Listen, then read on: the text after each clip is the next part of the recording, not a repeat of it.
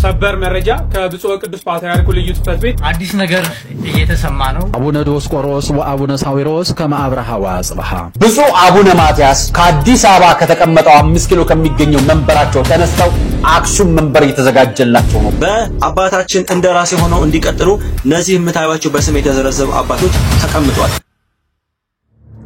ሰላም ጤና ይስጥልን ቤተሰብ እንደምቃችሁልኝ በአዲስና ወቅታዊ መረጃ ተመልሼ መጣሁ። በዚህ ቪዲዮ የምንመለከተው እንግዲህ ብፁዕ አባታችን አቡነ ማትያስን አስመልክቶ ጥብቅ የተባለ መግለጫ ወጥቷል። እሱን የምንመለከተው ነው የሚሆነው። እንደዚሁም ደግሞ አቡነ ሳዊሮስና አቡነ ዲዮስቆሮስ አብርሃ ወአብጽሐ የሚል ቅጽል ስም ወጥቶላቸዋል። እሱን የምንመለከተው ነው የሚሆነው። እንዲሁም ደግሞ ሰሞኑን ይሄ ቪዲዮ ታችኋል ብዬ አስባለሁ።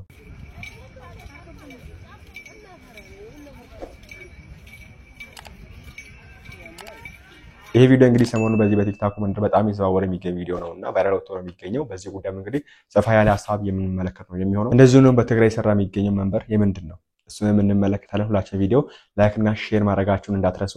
ሰብስክራይብ ምንድነው የማታደርጉት? ለምንድነው የማታደርጉት? አሁን ማርኩ። እስቲ መጀመሪያ አባታችን አቡነ ሳዊሮስና አቡነ ዲዮስቆሮስ እንግዲህ አብርሃ ወአብጽሐ የሚባሉ ትላልቅ አባቶች የቤተክርስቲያን ውስጥ ቅዱሳን የተባሉ የሚጠሩ እንደው በዚህ በሰሜኑ በኩል ለማስታወሻ እንዲሆናቸው በስማቸው ጭምር ቤተክርስቲያን አላቸው። እንግዲህ በነሱ የተሰየመና አንድ ቪዲዮ ታይቼ ነውና የተንመለስ ከ9 ዓመት በፊት ደግሞ እኔ ጸሐፊ ሆኜ ቅዱስነትን ጸሐፊ ሆንኩኝ። ቅዱስነታችን ደግሞ ጠቅላይ መንበረ ፓትርያርክ ጠቅላይ ቤተ ክህነት እና ስራ አስኪያጅ ሆነው አብረን ሰርተናል። አብረን ብዙ ቦታ እንሄዳለን፣ ብዙ ስራ እንሰራለን። በዛን ጊዜ ጀምሮ ነው ፍቅራችን ማለት ነው። ስለዚህ ስንመጣም በጋራ ነው ስንታገል የነበረው በዛ ዘመን ባለፉት ዘመናት። አቡነ ዲዮስቆሮስ ወአቡነ ሳዊሮስ ከመአብርሃ ወአጽብሃ የአቡነ ሳዊሮስና የአቡነ ዲዮስቆሮስን ወንድምነትና ትላንትናም ዛሬም እየሰሩት ስላለው በወርቅ ቀለም የሚጻፍ ዘመን ተሻጋሪ ግብራቸውን ሳስብ አብርሃና አጽብሃ ትዝ ይሉኛል። አብርሃና አጽብሃ በአንድ እናት ማህፀን የተጸነሱ፣ በአንድ ቀን የተወለዱ፣ በአንድ ቀን ወደ ቤተ መቅደስ የገቡ፣ በአንድ ቀን በአንድ ወንበር የነገሱ፣ በጋራ ያስተዳደሩ፣ በአንድ ቀን የመነኮሱ፣ አንዱን እየጋበዘ በፍቅር ያደጉ፣ ከ5 ዓመታቸው ጀምሮ ለቤተ ክርስቲያን ተሰጥተው መጽሐፍተ ኦሪትን በጋራ እየተማሩ ያደጉ፣ ንግስናቸው የሰመረላቸው ቅዱሳን ነገስታት ነበሩ።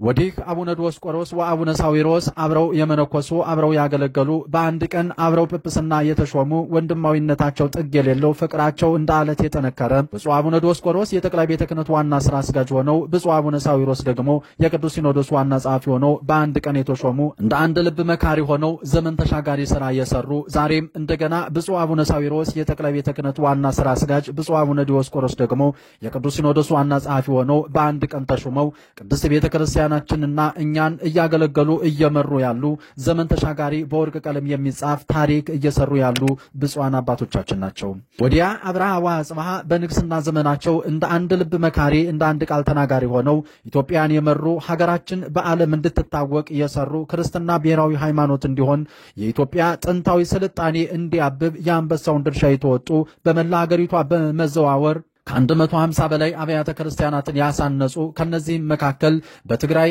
አክሱም ጽዮን፣ ገልአርታ አርባዕቱ እንስሳ፣ አብርሃ ወአጽብሃ በወሎ ተድባበ ማርያም፣ በአዲስ አበባ የካ ሚካኤል፣ በከፋ ባህ ጊዮርጊስ፣ በሰላሌ ዋሻው ሚካኤል፣ በጎጃም ድማ ጊዮርጊስ መርጦ ለማርያም፣ በጎንደር ጃን ሚካኤል ይጠቀሳሉ። ሀገራችን ኢትዮጵያ እረፍት ማግኛ የምድራዊ ደህንነት ማረጋገጫ እንድትሆን የሰሩ ቅዱሳን ነገስታት ናቸው።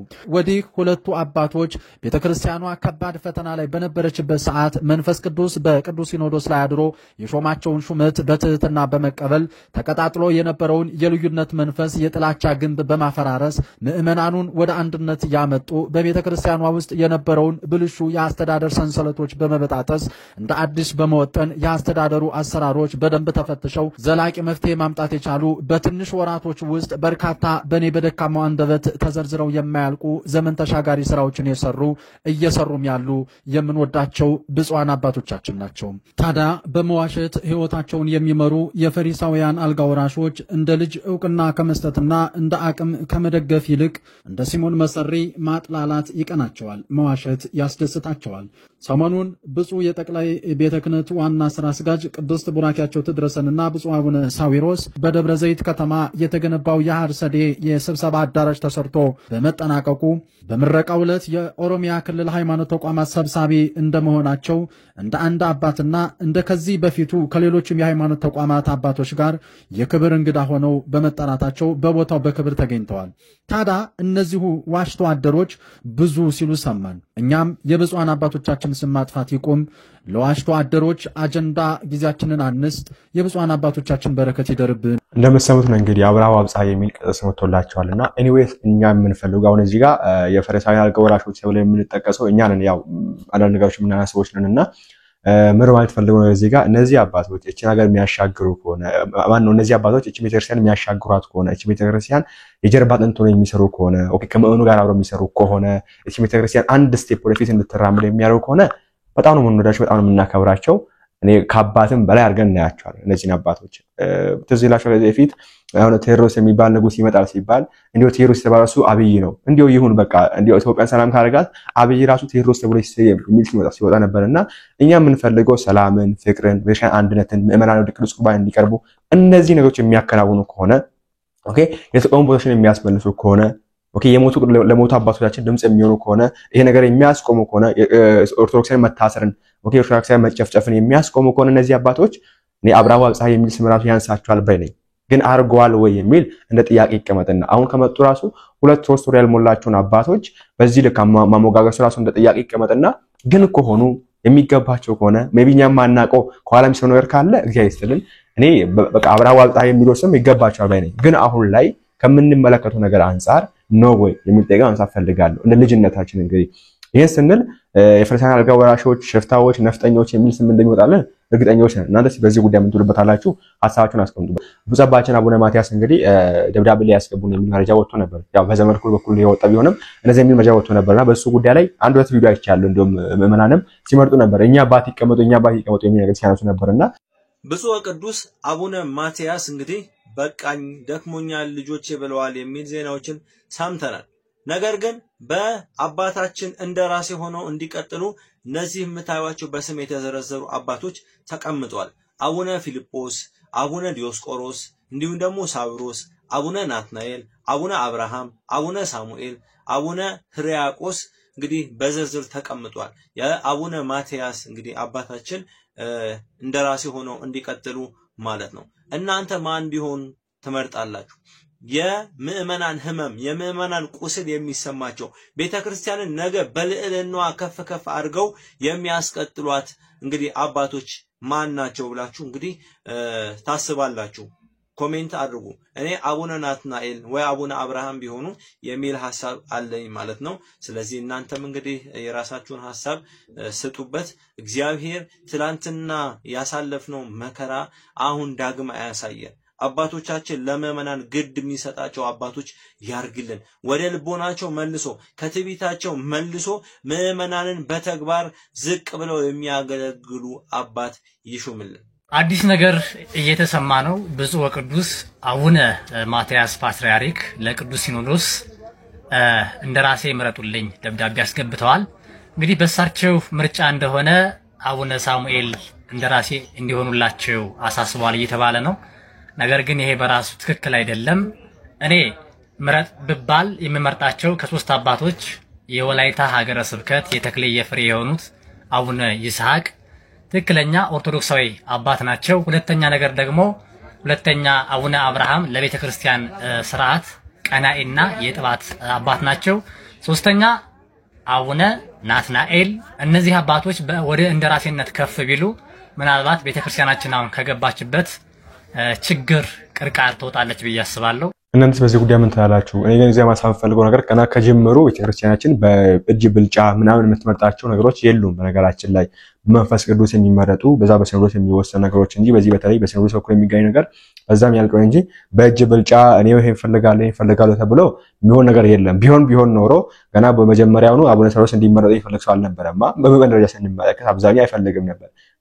እሱ ስለሆነ ወይ ደግሞ የመኑ ፍላጎት ስለማይታይ ተመርጦ እንግዲህ ዘጋ ተቀምጧል። መልካም ከሰሩ እግዚአብሔር ይስጥልን።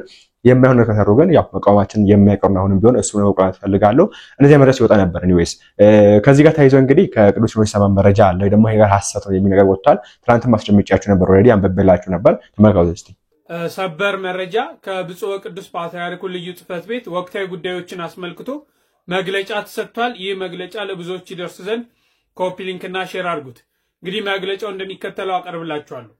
ብፁዕ ወቅዱስ አቡነ ማትያስ ቀዳማዊ ፓትርያርክ ርዕሰ ሊቃነ ጳጳሳት ዘኢትዮጵያ ሊቀ ጳጳስ ዘአክሱም ወእጨጌ ዘመንበረ ተክለ ሃይማኖት ላለፉት ተከታታይ ዓመታት ወደ ሰሜን አሜሪካ በማምራት የሕክምና ክትትል ሲያደርጉ መቆየታቸው የሚታወቅ ሲሆን ይህን ተከትሎ በቅርቡም ደግሞ ተመሳሳይ ጉዞ አድርገው ጳጉሜ 1 ቀን 2017 ዓ.ም ወደ ሀገራቸው ኢትዮጵያ በታላቅ ክብር መመለሳቸው የሚታወስ ነው። ይህንን ተከትሎ ርዕሰ አውደ ዓመትን በማስመልከት ለመላው ኢትዮጵያውያን የመንፈስ ቅዱስ ልጆቻቸው አባታዊ ቃለ በረከትና ቡራኬ በመገናኛ ብዙሃን አስተላልፈዋል። የመስቀል ደመራ በዓልንም በመስቀል አደባባይ ተገኝተው በማክበር ለመላው ህዝበ ክርስቲያን አባታዊ ትምህርት፣ ወንጌል፣ ቃለ ምዕዳንና ቡራኬም አስተላልፈዋል። ቤተክርስቲያናችን በየዕለቱ የምታከናውናቸውን መንፈሳዊ፣ ማህበራዊና ዓለም አቀፋዊ ተግባራትንም በጽፈት ቤታቸው ሆነው በአባትነት እየመሩ በተሟላ ጤንነት ላይም ይገኛሉ። ይሁን እንጂ ድብቅ አጀንዳ ይዘው ሐሰተኛ መረጃን በማሰራጨት መደበኛውን የቤተክርስቲያን ሐዋርያዊ ተልእኮ ማደናቀፍ ዓላማቸው ያደረጉ አካላት በማህበራዊ የትስስር ገጾቻቸው ባጋሩት ፍጹም ከእውነት የራቀ መረጃ ውሉደ ክህነትና በጎ ህሊና ያላቸው ምዕመናንን በእጅጉ መጨነቃቸውን ለመገንዘብ ችለናል። ስለሆነም ቅዱስነታቸው ሐዋርያዊ ተግባራትን ለመምራት ሆነ ለማከናወን የማያስችል ምንም አይነት የጤና እክል ያላጋጠማቸው ከዚሁ ጋር በተያያዘም ያቀረቡት ጥያቄ የሌለ መሆኑን እንገልጻለን ሲል ጽፈት ቤቱ አቅርቧል ማለት ነው። እንግዲህ ብፁዕ ቅዱስ ፓትርያርኩ የእንደራሴ ሹመት እንዲሾም ደብዳቤ ያስገብተዋል የሚሉ ነገሮች ሲሰራጩ እንደነበረ ተከታትለናል። ይህን ተከትሎ እንግዲህ ምንም አይነት ደብዳቤ እንዳላስገቡና ስራቸውንም በአግባቡ እያከናወኑ እንደሚገኙ ተገልጧል ማለት ነው። የብፁዕ ቅዱስ አባታችን ቡራኬያቸው ይድረሰን። ኤኒዌይስ ይሄን ነገር እኔ አሁን ሳላጣራ ወይ ደግሞ ጊዜው ይሄ አሁን የጥቅምት ችግሩ እኮ ቢመስላችሁ እነዚህ ነገር የሚናፈሱት ጥቅምት ላይ የስብሰባ አለ የምልዓተ ጉባኤ ስብሰባ የቅዱስ ሲኖዶስ ስብሰባ አለና የሆነ ነገር ሊያስደምጡን ፈልገዋል እዚህ ጋር። ለዚህ ነው መጀመሪያ ገና እያስደመጡ ይሄ ነገር አዳፕት እንዳደረጉ የሚገቡት ብዬ ነው የማስበው። ምክንያቱም ከዚህ በፊት እንደምናውቀው ነው እንግዲህ እንደዚህ ተብሏል የሚል መረጃ ይወጣል። ከሆነ ጊዜ በኋላ እንደዛ የሚባል ነገር እንሰማለን። ፍኖተ ጽድቅ ሊመለስ ነው የሚል መረጃ ወጣ። ከዛ አሁን ሊመለስ እንደሆነ ይሰማል። እንደዚያ ነገር ስላለ እሳት በሌለበት ጢስ የሚል ነበር አለ። እንደዛ ስለሆነ ይሄን ነገር ቀድመን ባንወስ መከነ ፈልጋለሁ። ከዛ ውጪ ግን ወንድማችን ሄዶ ያነሳው ሐሳብ አለ። ተመልከቱ እስቲ። ሰሞኑ የሆነች ልትለካ የተፈለገች ሙቀት አለች ነው ምላችሁ። ቀድሞ ከሁለት ብፁዓን አበው ሊቃነ ጳጳሳት ጋር በተገናኘ ከእውነት የራቀና ሐሰተኛ መረጃ ሲሰራጭ ቆየ። ውሸት መሆኑን አረጋገጠን። ይሄው አሁን ደግሞ ተከተለና ቅዱስነታቸው የጤና እክል ገጥሟቸዋል፣ አገልግሎታቸውን ለመፈጸም እየቻሉ አይደለም፣ አቅም አጥሯቸዋልና እንደራሴ ሊሾም ነው ተባለ። ይሄው ከጠቅላይ ቤተ ክህነት እንደሰማነው ደግሞ ይህ ዜና ሐሰት መሆኑን ሰማን። በጣም የሚገርማችሁ ነገር እንደዚህ አይነት መረጃዎች የሚሰራጩት በበሬ ወለደ ዝም ብለው እንዳይመስሏችሁ በደንብ ታቅዶበትና ተሰርቶበት ነው። ምክንያቱም እንዲያ ቢሆን እንዴት ነው ምዕመኑ ምላሽ የሚሰጠው የሚለውን ለመለካትና ለማወቅ። ስለዚህ ዋካችሁ ሁላችንም የመረጃ ምንጮቻችንን እንለይ።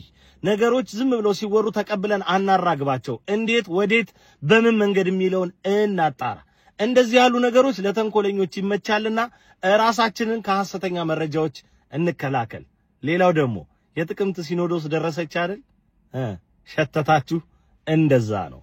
ይሄ ነው እንግዲህ የቺ ሲኖዶስ ስብሰባ ምልዓተ ጉባኤ ስለደረሰ የሆነች ላይክ ማሳየት የፈለጉት ወይ ደግሞ የሆነ ማስተላለፍ የተፈለገ መልእክት አለና ምዕመናን እንግዲህ እግዚአብሔር አምላካችን እቺ ቤተክርስቲያን ወደፊት እንዲያራምድልን የሆነ ክፉ ነገር እንዳንሰማ እያዩ ነበር። ይሄ ካሁን በኋላ የሚመጣው ዘመን ቤተክርስቲያን ክፉ ዘመን የሚጮህም እያዩ ነበር። እንግዲህ ኤኒዌይስ ጸሎት እናርጋው ተፈልጋል በያለበት ቦታ የሐሰት መረጃዎች በጣም በርክተዋልና እነዚህም ደግሞ እንግዲህ ወንድማችን አርያ መካሻ ያነሳ አንድ ሐሳብ አለ። እነዛ መሃል በዚህ በትግራይ በአክሱም እንግዲህ መንበረ ጴጥርክና ይሰራ እንደሆነ የሰማነውና ተመልከቱ እስቲ። ብፁዕ አቡነ ማትያስ ከአዲስ አበባ ከተቀመጠው 5 ኪሎ ከሚገኘው መንበራቸው ተነስተው አክሱም መንበር እየተዘጋጀላቸው ነው እየሰራው ፕሮግራም። እኔ ብሳሳት ደስ ይለኛል፣ በጣም ደስ ይለኛል። ማረጋገጫ ነው የሰጡኝ ተጨማሪ። አሁን ከትላንትና ጀምሮ ብፁዕ አቡነ ማትያስ ብፁዕ ቅዱስ አቡነ ማትያስ እቺ መረጃ ለቋሚ ሲኖዶስ ቀርባ የሆነ ከሆነ በአደባባይ አትወጣ። መረጃዎቹን ግን ከቅዱስ ሲኖዶስ መረጃዎች እናወጣለን ከሚሉት በጣም የተለያዩ ማለት በጳጳሳት የሚመሩ ይሁን በአስተዳዳሪዎች የሚመሩ ይሁን እነዚህ ነገሮች ያው መጨረሻውን ስናውቅ ነገራቸዋለን ብለን ተደጋጋሚ የቤተ ክህነት መረጃዎችን በማጋለጥ የሚታወቁ ገጾች እነዚህን መረጃዎች እያወጡ የብፁዕ አቡነ ማትያስንና ብፁዕ ቅዱስ አቡነ ማትያስና የብፁዕ አቡነ ሰላማ ፎቶ እያወጡ እንደራሴነት ይሾምልኝ ብለው ጥያቄ አቀርበዋል። ስለዚህ እኔ ልረፍ እሳቸው ይናገሩልኝ እሳቸው ይሆኑ ማለት ነው። በቀጣይ ምን ማለት ነው? በብፁዕ አቡነ ማትያስ ቀጥሎ ቀጣይ የሚሾሙት ፓትርያርክ ብፁዕ አቡነ ሳሙኤል እንዲሆኑ እሳቸው ዘራቸውን መርጠዋል የሚል አጀንዳ ተነስቶ እየተራገበ የኛ ጥያቄ ነው የምናነሳላችሁ። ይሄንን ዛሬ ካነሱት ኦገስት 31 ላይ የተነሳው አጀንዳን አሳይቻችሁ። ስለዚህ የሃይማኖት ፖለቲካውን ቁማር ላሳያችሁ ከመጀመሪያው እስካሁን። በመጀመሪያ ደረጃ በመላው ኢትዮጵያውያን ዘንድ ህዝብ ለህዝብ ጥላቻ ተነዛ። ህዝብ ለህዝብ አማራ ከኦሮሞ፣ ኦሮሞ ከትግሬ፣ ትግሬ ከአማራ፣ አማራ ከአፋር፣ አፋር ከሶማሌ፣ ሶማሌ ከሲዳማ በብዙ መንገድ ይሄ እያንዳንዱ ሚዲያ ተወጥቶታል። በተለይ ኢንተርናሽናል ሚዲያዎች በተለይ እነዚህ ትዊተር ላይ በመናምን ላይ የሚገለጹ በጣም ጥላቻ ይዘሩ በጣም አንዱን ብሔርና አንዱን ብሔር የሚያንቋሹ ተደጋጋሚ መረጃዎች ተዘርተው ተበክለው ህዝቡ ተቀብሏቸው እየተገበራቸው የመጀመሪያ ብሔርን ከብሔር ተነሳ፣ ሃይማኖት ከሃይማኖት ተነሳ። ኦርቶዶክስ ከፕሮቴስታንት፣ ፕሮቴስታንት ከኦርቶዶክስ፣ ኦርቶዶክስ ከሙስሊም፣ ሙስሊሙ ከፕሮቴስታንት፣ ሙስሊሙ ከኦርቶዶክስ፣ ኦርቶዶክስ ከሙስሊም ተነሳ። በሃይማኖት ጥላቻው የተዘራ የመጀመሪያ እርምጃ ይሄን እንግዲህ የምትመለከቱ ነው። እንደዚህ ነገር ስላለ ቅድም እንዳልኳችሁ የሆነ እሳት በሌለበት ጭስ የለም ባጭሩ። አሁን አባቶቻችን መታችሁ እንደዚህ አሰት ነው ያሰ ልጆች ናቸው የፈሪሳውያን ገበራሾች ናቸው የሚያሳዩት የሚባል ነገር ሳይሆን እውነታው ቢነገር ያው መስማታችን አይቀርም። ከዚህም ሆነ ከዛ የሆነ መውጣት አይቀርምና እኛ ምን ፈልገው እዚህ ቤተክርስቲያን ለእልና ነው ወደ ነበረችበት ቦታ እንድትመለስ ነው። የትኛው ምን ይፈልገው የትኛው ወጣት ይፈልገው እቺ ቤተክርስቲያን አንድ ስቴፕ እንድትራምርና ወደ ለእልና ወደ ከፍ ወዳለችበት ማዕረግ እንድትመለስ ነው። አሁን በዚህ ዘመን ቤተክርስቲያን ተዋርዳለች። ለዚህ ማረጋገጫ እንግዲህ እንደ መናፍቃን እንደ አህዛብ እንደ ኢአማንያን እንደ አጥራ ቤተክርስቲያን ላይ በዚህ ልክ የሚያላግጥ የለም። እና ቤተክርስቲያን የተከበረች ነበረች። ቅዱስ ሲኖዶስ ተንቋል፣ በጣም ተንቋል ከምንላቸው በላይ። ለዚህ ነው አባቶችንም በዚህ መንገድ ወደ መናገር ድረስ ነው እንግዲህ። ስለዚህ ይሄ ክብር እንዲመለስ ወደ ቦታው እንዲመለስ ከ7 ከ10 በፊት የነበረበት ክብር እንዲመለስ ሁሉም ምዕመን ይፈልጋል፣ ሁሉም ወጣት ይፈልጋል። ለዚህ ነው አሁን ላይ የተለያዩ መረጃዎች የወጡ የተለያዩ ነገሮችን የምንነበትና ላይክ በክፋት አትመለከቱ ፈልጋለሁ። ይሄን ነገር በጣም የምንመለከተው እንግዲህ ይሄን ስለ አይታችኋል ብዬ አስባለሁ።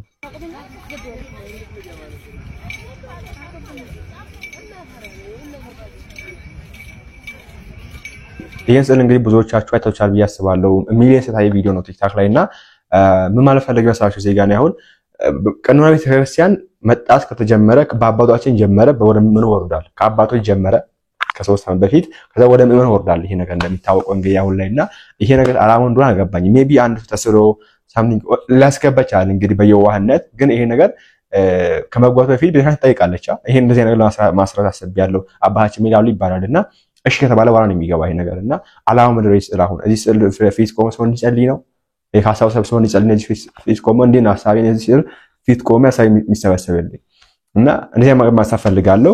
አንድ መምህራችን ምን ያሳስባል አለ በዚህ ጉዳይ እንመልከት እስቲ። ሰላም ጤና ይስጥልኝ ቤተሰብ እንደምን አላችሁ? ይሄ የምታዩት ስዕል ትንሽ አስገርሞኝና አስቆጥቶኝ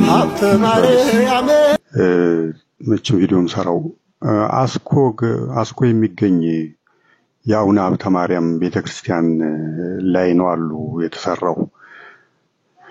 እኛ ቤተክርስቲያን ላይ ምን ችግር አለ መሰላችሁ? ምዕመናን ያመጡትን በሙሉ የመቀበል ይሉኝታ አለ። ስህተት መሆኑ እየታወቀ ተቀብሎ ቤተክርስቲያን ውስጥ ቦታ የመስጠት ወይም መገልገያ ማድረግ በጣም የተለመደና ስህተት የሆነ አሰራር አለ። ስህተት ከሆነ ስህተት መሆኑ ተነግሯቸው መመለስ ወይም መስተካከል ነው ያለበት። እሱ ነገር ብዙ ነገር እያበላሸ ቤተክርስቲያኗን ከቀኖናዋ ውጭ እያደረገ ነው እስካሁን ባለው ተሞክሮ የምናየው ማለት ነው። ይሄም እንግዲህ እንደዛው ሆኖ ነው። ስዕሉን የምታዩት ነው። ስዕል ሆኖ እጁ ብቻ መካኒካል የሆነ ነገር በኤሌክትሪክ የሚሰራ ተገጥሞለት ጣውላ ነው። መስቀል ይዘዋል። ከዛ እውነተኛ የሆነ ጽናሃ ተቀጥሎለታል፣ ታስሮለታል። ከዛ እጁ እንደዚህ ሲንቀሳቀስ ጽናሃውም አብሮ ይንቀሳቀሳል ማለት ነው። ጽናሃው የእውነት ነው እና በሶስት ምክንያቶች ይሄ ነገር ስህተት ነው። ከቤተክርስቲያኗ ቀኖናና ስርዓት ውጪ ይሆናል ይሄ ስዕል። በምን ያልን እንደሆነ የመጀመሪያው ትውፊታዊ አይደለም፣ ዘመን አመጣሽ ነው። ዘመን አመጣሹ ሁሉ ስህተት ነው እያልኩ ሳይሆን ነገር ግን ከቀኖና ውጭ የሚያደርግ ሆኖ ሲገኝ መጠንቀቅ ያስፈልጋል። ዘመኑ ያመጣውን ሁሉ እንቀበል ማለት ስህተት ላይ ስለሚጥል ትውፊታዊ ስላልሆነ አንደኛው ነው። ሁለተኛው ደግሞ ምን መሰላችሁ? ማጭበርበር ነው። ፈጽሞ ከቤተክርስቲያን የማይጠበቅ በቤተክርስቲያን ውስጥ ከሚቀመጥ ንዋየ ቅዱስ ሊደረግ ፈጽሞ የማይገባው ነገር ነው።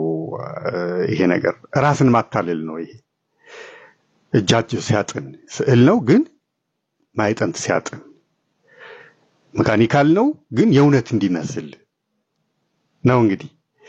ስለዚህ ማጭበርበር ይሆናል። አሁን ያው የምዕመናን የማገናዘብና የብስለት ደረጃ ይለያያል ታውቃላችሁ።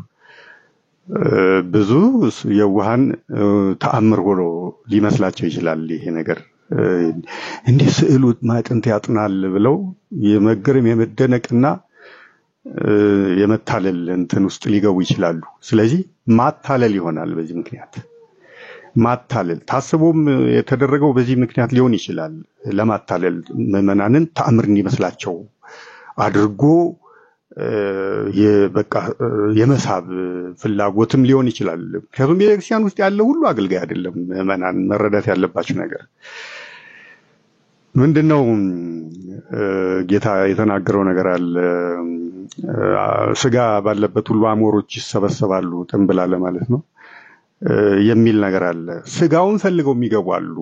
አገልግሎት ሳይሆን ጉዳያቸው እግዚአብሔርን ማገልገል እግዚአብሔርን አምኖ ለእርሱ መገዛት ሳይሆን ጉዳያቸው ስጋውን ፈልገው ጥቅሙን ማለት ነው ፈልገው የሚገቡ አሉ። እንዲያውም አብዛኛው እሱ ነው ማለት ይቻላል በዚህ ዘመን።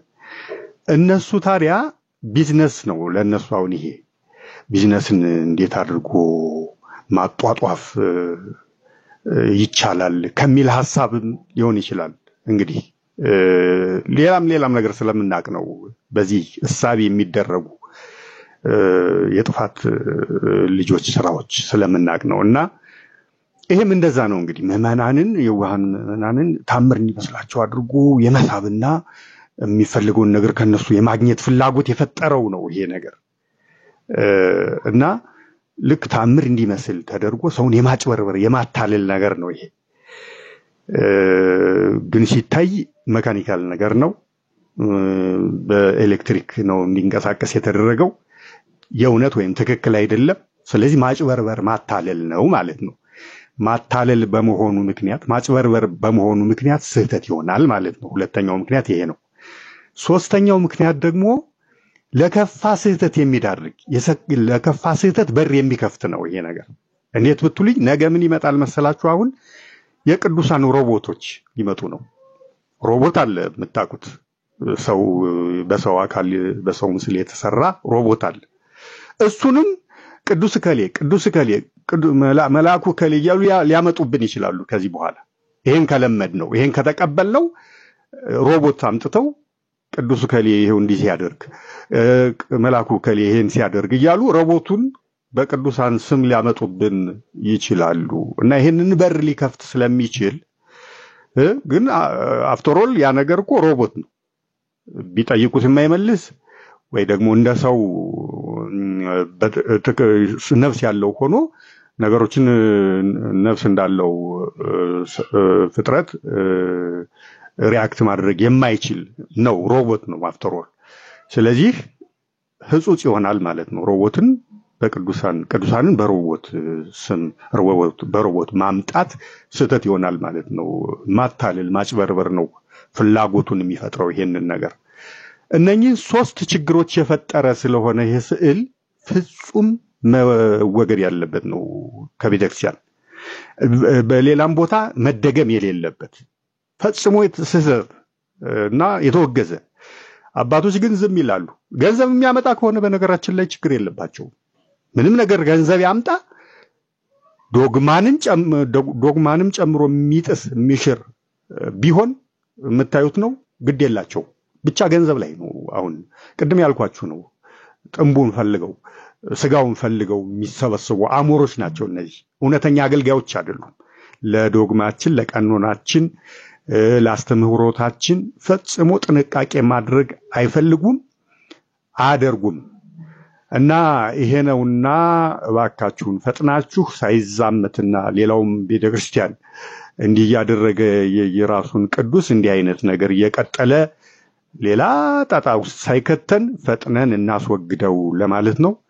ይሁን እንግዲህና ባጭሩ እኔ ጥቅሙ ምንም አልታየኝም። እመኑኝ ይሄ ነገር ከሆነ ከ10 ከ20 ዓመታት በኋላ ከ3 10 30 ዓመታት በኋላ ምን ይረጋል መሰላችሁ? ትውልድ ይተካ አሁን ያለው ትውልድ እያለቀ የሞተ ይተካ ሲሌላው እዛ ደብር እኮ የሚያጥኑ አባት አሉ ስዕላቸው የሚያጥን አባት አሉ ተብሎ እንደሚወራ እርግጠኛ ሆኜ መናገር እችላለሁ። ምክንያቱም አሁን ካለው ነገር አንፃር ታሪክ ወራ ስንመለከት አሁን የተነገሩን ብዙ ነገሮች ትርክት ሆነው ያሰት ነገሮች ነው እየተመለከትን ነው የምንገኘውና ከዚህም አንፃር ይሄ ነገርም ከሆነ ጊዜ በኋላ ከሆነ ዓመት በኋላ እንደተብሎ ይወራበታል።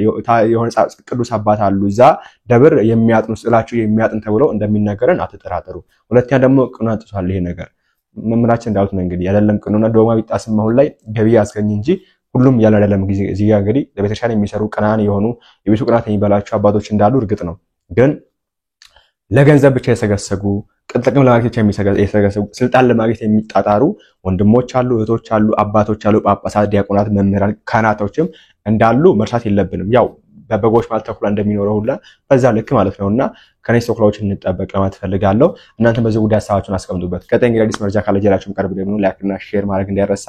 ቸርቀውልኝ በኢትዮጵያ ኦርቶዶክስ ቤተክርስቲያን ላይ እየተቃጣ ያለውን ውሸት አብዝቼ እቃወማለሁ። ታውቃላችሁ እኔ ኦርቶዶክስ እንዳልሆንኩኝ፣ ነገር ግን እውነቱን ለማውራትና እውነቱን ለማጥራት ደግሞ የግድ የኦርቶዶክስ እምነት ሃይማኖት ተከታይ መሆን አይጠበቅብኝም። ቤተክርስቲያኗ የአርቲስት ፍሬህይወትን የቀብር ስነ ስርዓት ለማስፈጸም 500 ሺህ ብርና ከዚያ በላይ እንዲሁም ደግሞ ለፉካ ይሄን ያህል ብር ጠይቀች የሚለውን ነገር ማን ነው ያወጣው? እኔ ይሄን መረጃ አላቅም። ነገር ግን በሐሰት እንደወጣና ቤተሰቦቿ ስለዚህ ጉዳይ እንደማያውቁ እዚህ ቪዲዮ ላይ ተናግረዋል። እውነቱን ለማረጋገጥና የአርቲስት ፍሬህይወት ቤተሰብና እንዲሁም አርቲስቶች ይሄን ጉዳይ እንደማያውቁ የሰፈር ሰዎችም በዚህ ጉዳይ እንደተበሳጩ የቤተክርስቲያንን ስም ለማጥፋት የተካሄደበት ርቀት እንዳበሳጫቸው ቤተሰቦቿ ተናግረዋል። ሙሉ ቪዲዮውን ፕሮፋይሌ ላይ ባዮ ላይ ባለው ሊንክ ታገኙታላችሁ። እኔ የዚህ ቤተክርስቲያን የሃይማኖት አባል ሳልሆን እውነቱን ለማውጣት ይሄን ያህል ከሄድኩኝ እናንተ ደግሞ ሪፖስት ኮፒ ሼር በማድረግ እንዲሁም ደግሞ ዩቲዩብ ላይ የተለቀቀውን ቪዲዮ ሼር በማድረግ ላይክ በማድረግ ሰብስክራይብ በማድረግ እንድታግዙን እንድተባበሩ ስል እጠይቃለሁ። እኔ ሰው ነኝ፣ ከዚያም ከወረድኩኝ ኢትዮጵያዊ